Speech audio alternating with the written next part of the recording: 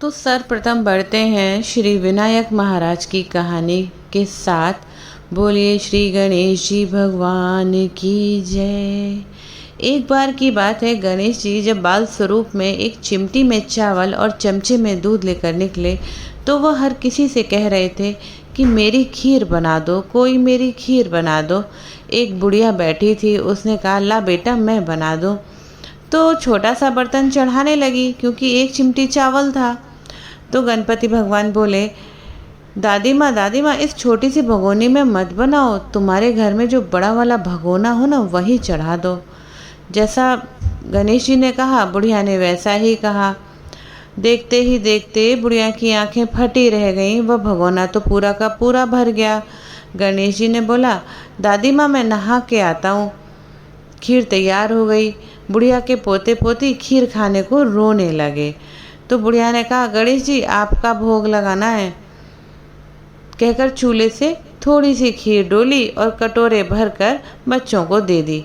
पड़ोसन ऊपर से देख रही थी। बुढ़िया ने सोचा ये चुगली कर देगी, तो एक बड़ा सा कटोरा भरकर उस पड़ोसन को भी पकड़ा दिया। अब प्रभु से तो कुछ छुपा है नहीं। बेटे की बहू ने भी चुपके से एक कटोरा खीर खा ली, एक कटोरा चक्की के नीचे छुपा दिया। अब गणेश जी अभी भी नहीं आए। बुढ़िया को भी बड़ी भूख लग रही थी। अब बुढ़िया ने भी एक कटोरा खीर भरकर किवाड़ के पीछे बैठकर बोला जय गणेश जी आपके भोग लगना, और कहकर खाना शुरू किया। तभी भगवान गणपति पधार गए। अब तो बुढ़िया बोली आजा रे गणेशिया खीर खा ले, मैं तो तेरी राह देख रही थी। तो गणेश जी बोले दादी माँ मैंने तो खा ली। बुढ़िया बोली तूने कब खाई? गणेश जी बोले जब तेरे पोती पोते ने खाई तब खाई, जब तेरी पड़ोसन ने खाई तब खाई, इतना ही नहीं जब तेरी बहू ने खाई तब खाई, और जब तूने खाई तब तो मेरा पूरा पेट ही भर गया। बुढ़िया ने कहा बेटा सारी सांची बात तो ये है कि बहू बेचारी का तो नाम न लो, वो तो सवेरे से काम में लगी रहे, उसने खीर कब खाई? गणेश जी ने कहा चाकी के नीचे देख झूठा कटोरा पड़ा है, तूने तो मेरे भोग तो लगाया पर वो तो वैसे ही खा गई। बुढ़िया ने कहा बेटा घर की बात घर में ही रहने दो, बता अब बची खीर का क्या करूं? गणेश जी ने कहा नगरी को जिमा दो, लोगों को न्योता दो। सब हंसने लगे, बोले कल तक तो खाने का पता न था, आज ही पूरी नगरी को जिमाएंगे। फिर भी लोग आए और ठाठ से जिमे। बुढ़िया ने पूरी नगरी जिमा दी, तब भी पूरा का पूरा भगोना भरा का भरा रहा। अब राजा को पता चला और बुढ़िया को दरबार में बुलाया। बोला क्यों रे बुढ़िया तेरे घर में ऐसा क्या हुआ जो पूरा भगोना भरा है और पूरी नगरी ने भी जिम लिया? तो बुढ़िया बोली राजा जी आप ले लो। राजा जी ने खीर का जो भगोना था वो महल में मंगाया, और महल में आते ही खीर में कीड़े मकोड़े बिच्छू इस तरह के कीटों ने जमावास कर लिया। तो बुढ़िया से राजा ने बोला भाई अपना भगोना ले जाओ जैसा हमने दिया था। बुढ़िया बोली राजा जी आप देते तो पहले भी कभी देते, पर यह तो भगोना मुझे स्वयं भगवान गणेश जी ने दिया है। और बुढ़िया ने अपना भगोना वापस ले लिया। लेते ही सुगंधित खीर आ गई। घर आकर बुढ़िया ने गणेश जी से पूछा लाला अब बची खीर का क्या करूं? गणेश जी बोले झोपड़ी के पीछे एक गड्ढा है, खोद कर उसी में सारी दाब दो, सुबह उठकर वापस खोदोगी तो 2 धन के चरे मिलेंगे। इतना कहकर भगवान गणपति अंतर ध्यान हो गए और जाते समय बुढ़िया की झोपड़ी में लात मारते गए। सुबह देखा तो झोपड़ी के स्थान पर महल हो गया। सुबह बहू ने फावड़े से पूरा घर को खोद दिया तो कुछ न मिला। बहू ने सास से कहा थारो गणेश तो झूठो निकलो। सास ने बोला बहू हमारो गणेश झूठो ना है, ला मैं देखूं। जैसे ही वो सुई लेकर खोदने लगी टन टन करते 2 धन के चरे निकल आए, अर्थात मटके निकल आए। बहू ने कहा गणेश जी तो साँचे हैं, पर भावना हमारी साँची ना थी, सासू माँ माफ़ कर दो। सास ने कहा बहू गणेश जी तो भावना के भूखे हैं, हे गणेश जी जैसा तुमने बुढ़िया को दिया वैसा सबको देना, और कहानी सुनने वाले ओंकारा भरने वाले और सबको भरपूर अपनी कृपा बरसाते रहना। बोलो श्री गणेश जी महाराज की जय। श्री राधे बोलते हुए बढ़ते हैं बैसाख मास की दूसरी कथा की ओर। जी हाँ, एक पति पत्नी थे। पति लकड़हारा था, लकड़ी बेचकर घर परिवार का पेट भरता था। बैसाख का माह आया, सभी लोग बैसाख स्नान करने लगे, चाहे पुरुष हो या नारी, सभी बैसाख नहाने लगे। अब पति रोज लकड़ी का गट्ठर लाता, पत्नी उसमें से एक लकड़ी निकाल लेती। बैसाख नहाकर आती, आंवला सींचती, पीपल सींचती, ऐसा करते करते 1 महीना हो गया। अब पत्नी रोज एक लकड़ी बचाती, बचाते बचाते एक गट्ठर बनाकर लकड़ी बेचने चल दी। भगवान का नाम लेकर जब चली तो वो लकड़ियाँ चंदन की हो गई। राजमहल के सामने से निकली तो राजा को चंदन की खुशबू आई। राजा ने पूछवाया कि कहाँ से आ रही है। पता चला कि वो लकड़हारन लकड़ी लेकर जा रही है। तो राजा ने बोला कि लकड़ी की जो कीमत हो आप ले लो और लकड़ियाँ दे दो।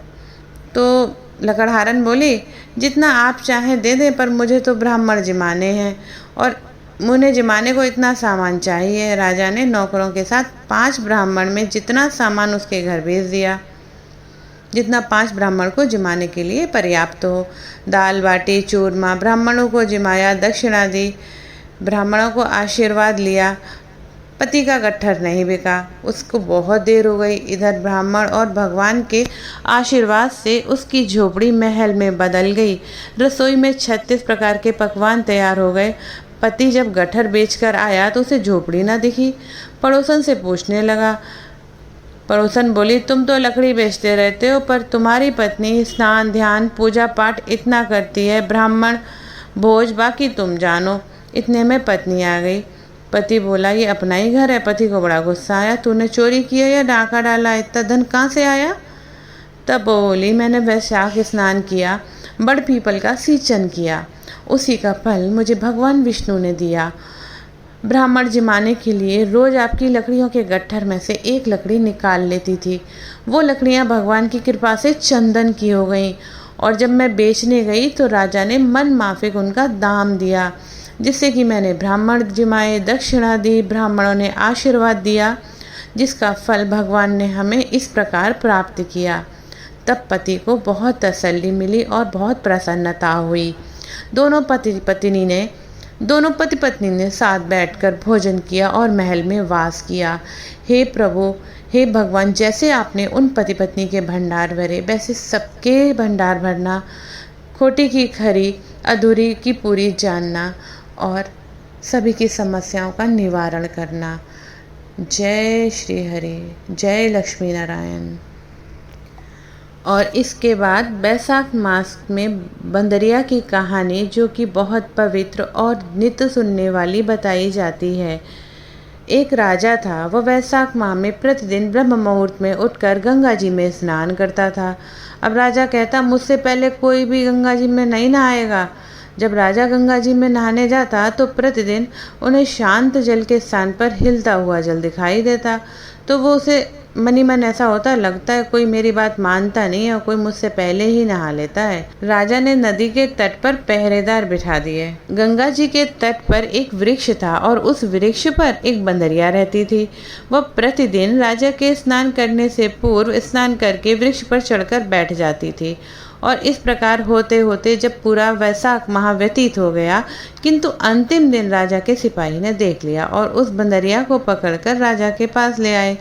बोले कि राजा जी, ये बंदरिया आपसे पहले ही प्रतिदिन गंगा जी में स्नान करती है और उधर राजा की प्रतिज्ञा थी, जो मुझसे पूर्व स्नान करती होगी मैं उससे विवाह कर लूँगा। इसलिए राजा को उस बंदरिया के साथ विवाह करना ही पड़ा। वैशाख स्नान के पुण्य से बंदरिया का गर्भ ठहर गया। तो उसने राजा से पूछा, शिशु जन्म के समय मुझे क्या करना चाहिए? तब राजा ने महल में एक घंटी लगवा दी और बंदरिया से कहा, जब तुम्हें पीड़ा हो तो तुम उसे बजा देना, मैं तुम्हारा पूर्ण प्रबंध कर दूंगा। राजा की अन्य रानियों के भी कोई संतान नहीं थी और बंदरिया को गर्भ है।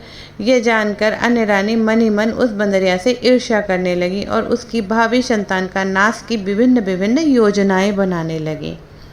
घंटी लगी देखकर एक रानी ने बंदरिया से इसका कारण पूछा, तो बंदरिया ने बहुत शांति से और शांत स्वभाव से सारी बात बता दी। रानी ने बहकाया कि एक बार घंटी बजाकर देख तो ले कि राजा आते हैं या नहीं। बंदरिया ने घंटी बजाई तो राजा दौड़े दौड़े महल में आए। घंटी बजाने का कारण पूछा। इस पर बंदरिया ने कहा, मैंने तो रानियों के कहने पर बजाई थी।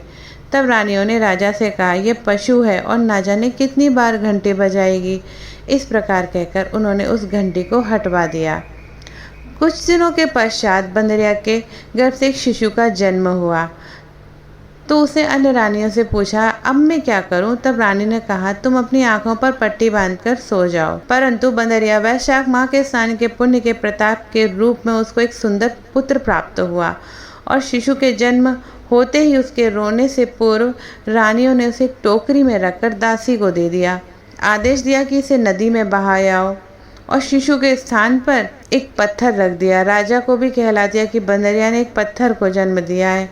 राजा ने सुना और मान भी लिया, क्योंकि उनकी दूसरी रानी के संतान नहीं है तो इस बंदरिया को क्या संतान होगी। उधर दासी ने उस सुंदर शिशु को नदी में न बहाकर कुम्हार के घर में रख दिया। दूसरे दिन कुम्हार कुम्हारिन जब अपने घर में आए तो सुंदर शिशु को देखकर रोते हुए अत्यंत प्रसन्न हुए, क्योंकि वो दोनों भी निसंतान थे और शिशु को अपने पास देखकर भगवान की भेंट समझकर उसका बड़ा प्यार से पालन पोषण करने लगे। कुछ बड़ा होने के पश्चात रानी को यह ज्ञात हुआ कि यह तो रानी और बांदरी का पुत्र है। कुछ समय पश्चात बालक को यह ज्ञात हुआ कि वह जो बंदरिया रानी है उसका पुत्र है, जिसको रानियों ने मरवाना चाहा था। तो एक दिन बालक कुम्हार के बनाए हुए मिट्टी के घोड़े हाथी लेकर महल पहुंचा और दासियों को देखकर कहने लगा, आओ रे आओ, मेरे मिट्टी के हाथी घोड़ों में पानी पियो। जब दासियों ने बात सुनी तो वो हंसने लगी। बोली, अरे मूर्ख, कभी कोई मिट्टी के हाथी घोड़े में भी पानी पीता है? इस पर बालक ने कहा, तो क्या कभी बंदरिया के गर्भ से भी कोई पत्थर जन्म लेता है? बालक की यह बात दासियों ने महल में जाकर कही। तब रानियों ने दूसरे दिन विष मिलाकर लड्डू भेज दिए और ईश्वर की कृपा से वह लड्डू गोंद और बादाम के हो गए। उन्हें लड्डू को खाने के पश्चात भी उस बच्चे की मृत्यु नहीं हुई। यह समाचार दासी ने रानी को कहा तो रानी ने राजा से कहा, कुम्हार को देश से निकलवा दो। कुम्हार वन में रहने लगा। इसी प्रकार अगले वर्ष चित्र माह में माता गणगौर की पूजन का समय आया तो वह बंदरिया का पुत्र 108 करवे 108 गोली लेकर घड़े में भरकर बगीचे में बैठ गया। उधर राजा की और साहूकार की पुत्रियां गणगौर के लिए मिट्टी लेने आई तो बगीचे में झूला झूलने लगी। इस कारण उन्हें प्यास लगी तो उन्होंने उस बंदरिया के पुत्र से जल पिलाने को कहा। उस बालक ने कहा, मेरे पास एक गोली है, उसे खाते जाओ और मेरे चारों ओर फेरे लगाते जाओ, तब मैं तुम्हें जल पिलाऊंगा। पहले तो कन्याओं ने कहा, नहीं, हमें नहीं ऐसा करना, परंतु प्यास उन्हें बहुत तेज लगी थी तो उन्होंने कहा, चलो ठीक है, तुम्हारी बात मान लेते हैं। इस प्रकार एक गोली खाने के बाद उस युवक के फेरे लेने से वह गर्भवती हो गई। बाद में उनके माता पिता को यह ज्ञात हुआ तो वो कुम्हार के पास आए, संपूर्ण वृतांत सुनाया कि तेरे पुत्र ने हमारी कन्याओं से विवाह किया है, अब तुम्हें इन्हें अपने पास ही रखना होगा। अब वो कुम्हार तो बेचारा बहुत गरीब था। उसने कहा, मैं 2 कन्याओं के माता पिता ने बहुत सारा धन देकर अपनी कन्याओं को कुम्हार के साथ विदा किया। अब कुम्हार के घर 108 बहुएं आ गईं। कालांतर में उनके 108 ही पोते हो गए। कुम्हार ने समस्त नगरी को भोजन हेतु आमंत्रण दिया। राजा को भी बुलवाया। राजा यहाँ पधारे, सभी लोग आए, पर बंदरिया रानी नहीं आई। तब राजकुमार ने राजा की आज्ञा लेकर बंदरिया रानी को रथ लेकर पालकी लेकर गया और सभा में सबसे ऊंचे स्वर्ण आसन पर बिठाया। राजकुमार ने अपनी सभी पत्नियों को समझा दिया कि मुझे जन्म देने वाली माता एक बंदरिया है और एक बहू रानी बंदरिया के चरण स्पर्श करती गई और एक सोने का सिक्का और पोते गोद में देती गई। जब राजा और अन्य रानियों ने यह सब देखा तो कुम्हार से इसका कारण पूछा। रानियों को संदेह होने लगा, अवश्य यह बंदरिया का पुत्र है। इसलिए रानी रूठ कर राजा से कहने लगी, कुमार के पुत्र ने हमारा अपमान किया है, हम अपने महल लौट कर जा रहे हैं। इधर राजा को पुत्र के जन्म का संपूर्ण रहस्य ज्ञात हो गया था। उन्होंने रानियों को देश निकाला दिया, अपने सभी पुत्र वधू और पुत्र को पोतों समेत लेकर महल में आ गया। राजकुमार का राज तिलक हुआ। कुम्हार कुम्हारिन को भी राजकुमार ने महल में रहने के लिए निवेदन किया, परंतु वह नहीं माने। तब राजा ने उन्हें बहुत सा धन देकर विदा किया। वैशाख स्नान का इतना महत्व है तो यह वैशाख स्नान सभी को करना चाहिए। बंदरिया ने वैशाख स्नान किया तो राजा का राज्य, पुत्र, बहु इत्यादि प्राप्त हुए। ईश्वर जैसे उसको पुण्य मिला, वैसे कथा सुनने वाले, कथा कहने वाले और जो भी वैशाख स्नान करे सभी को यह पुण्य प्राप्त हो। इसी के साथ हमारी आज की तीनों कहानियाँ समाप्त होती हैं। श्री राधे। हर हर महादेव।